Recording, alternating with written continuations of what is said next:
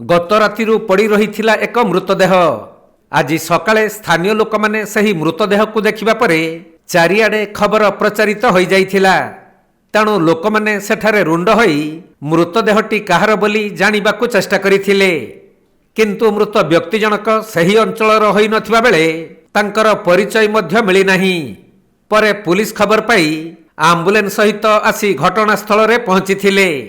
आउ मृतदेहटी को जबत करी आम्बुलेंस रे व्यवच्छेद पाई पठाइबा सह मृत व्यक्ति जनक किए तार अनुसंधान करुछंती।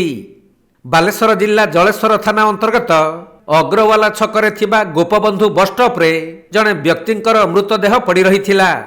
तेबे गत रातिरु मृतदेहटी पड़ी रहिथिबा बेले आज सकाळे स्थानीय लोक माने देखि जलेश्वर पुलिस को खबर देइथिले। तेणु जलेश्वर पुलिस घटनास्थल रे पहुंची मृतदेहटी को जबत करी आम्बुलेंस जुगे व्यवच्छेद पाई पठाइछंती।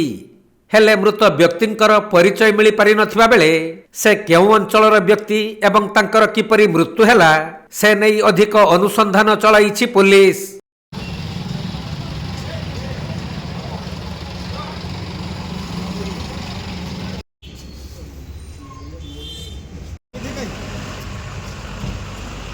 बालेश्वर जिला जलेश्वररू भोलानाथ सिंह रिपोर्ट, कोणार्क लाइव।